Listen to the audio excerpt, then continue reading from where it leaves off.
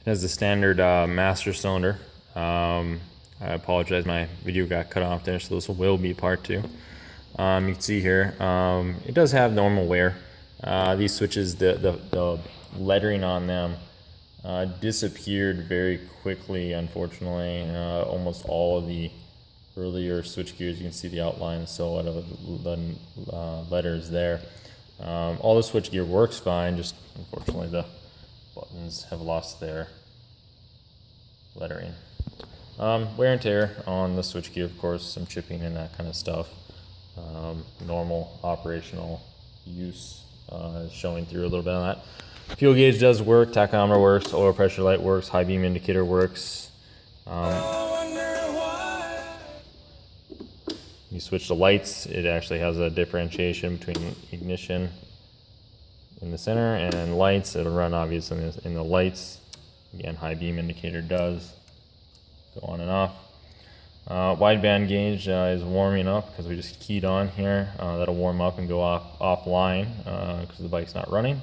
Once it runs, it'll display what the live air-fuel ratio is.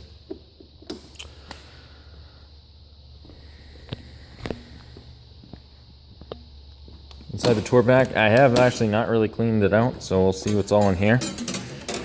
Actually been in some stuff in here for a while, but you can see again, it's the bike's been used, it's been ridden.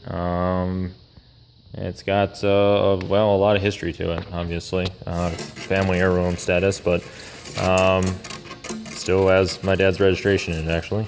But there is a owner's manual in here, actually the correct owner's manual. The second one was just one from another bike that I had, not belonged to this, but this is an original owner's manual for an 83 FLT FXR. Some of these odds and ends stuff in here, just stuff again I haven't cleaned out. Got some old Harley publications from when I worked with Harley. But yeah, I mean, mechanically this tour pack's in pretty good shape. It has had a little fiberglass repair on the bottom, so like I said, most of the paint I believe is original. I don't know if it was actually repainted, because you can see a little cracking in that tour pack in the fiberglass there. So again, it does have age. There's no two ways about that. It is not a new motorcycle, but for its age, it's in very good shape. Just from experience with these bikes.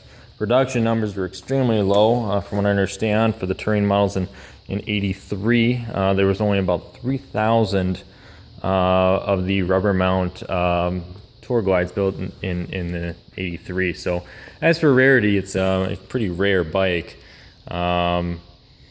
Actually, one of my customers came in and had the same motorcycle as this, down to the same year, and actually within 100 serial number manufacturing date. So it was interesting to see a full original one next to this one. It's quite daunting, actually. Out of curiosity, we put it on the dyno. His made 48 horsepower. This one makes about 75. So can give you an idea how drastic of a difference that is in an upgrade, going from 40-some horse to over 70.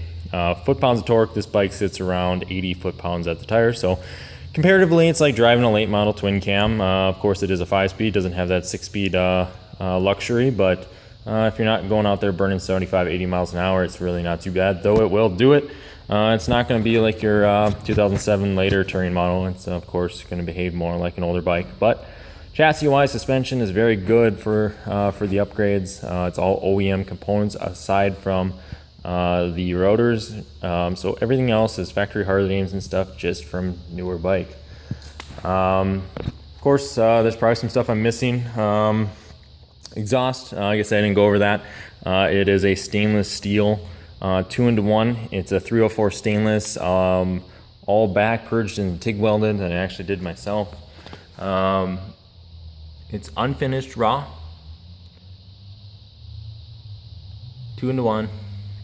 There are some blemishes here on the pipe. This pipe actually has kind of a backstory.